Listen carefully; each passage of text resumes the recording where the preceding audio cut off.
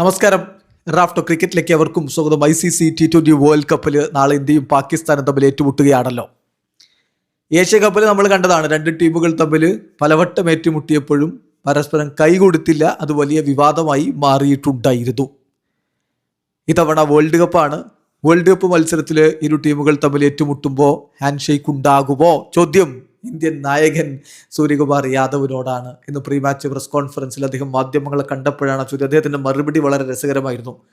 Wait 24 hours, ഒരു 24 മണിക്കൂർ നിങ്ങളൊന്ന് കാക്ക്. നാളെ ഞാൻ ആ സസ്പെൻസ് പൊളിക്കാം. ഞങ്ങൾ നല്ല ക്രിക്കറ്റ് കളിക്കും, അതിനുശേഷം തീരുമാനിക്കും കൈ കൊടുക്കണോ വേണ്ടയോ എന്നുള്ളത്. ഇപ്പോൾ നിങ്ങൾ ചെയ്യേണ്ടത് എന്താ? Sleep well and eat good.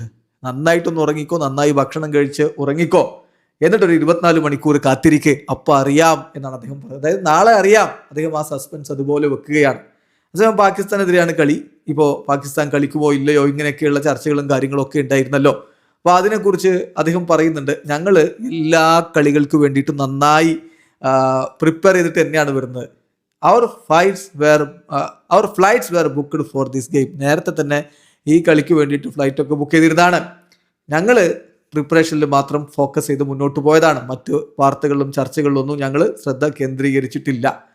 പിന്നെ ഞങ്ങളുടെ ഉദ്ദേശം എന്ന് പറഞ്ഞാൽ ക്രിക്കറ്റ് കളിക്കുക എന്നുള്ളതാണ്. മികച്ച രൂപത്തിൽ വിജയിച്ച് മുന്നോട്ട് പോവുക എന്നുള്ളതാണ് ഉദ്ദേശം. പാകിസ്ഥാനുമായിട്ട് കളിക്കുമ്പോൾ ശരിയാണ്, എല്ലായ്പ്പോഴും പ്രഷർ ഉണ്ടാകും. ഇന്ത്യ പാകിസ്ഥാൻ എന്ന് പറയുമ്പോൾ അത് അങ്ങനെയാണല്ലോ എല്ലായ്പ്പോഴും. No matter how much we say it's just another game എന്നൊക്കെ പറയാം. പക്ഷേ സ്വാഭാവികമായിട്ടും മനുഷ്യൻ്റെ ഒരു ടെൻഡൻസിയാണ് പ്രഷർ ഉണ്ടാവുക എന്നുള്ളത്. ഇത് അങ്ങനെയുള്ളൊരു കളിയാണ്. എന്തായാലും ഞങ്ങളെ സംബന്ധിച്ചിടത്തോളം പ്രഷർ എല്ലായ്പ്പോഴും ഉണ്ട്.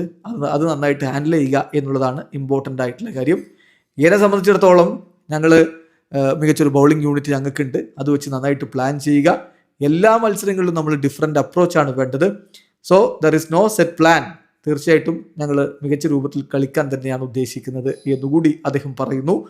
ഏതായാലും നാളത്തെ മത്സരം വളരെ ഇമ്പോർട്ടൻ്റ് ആണ്.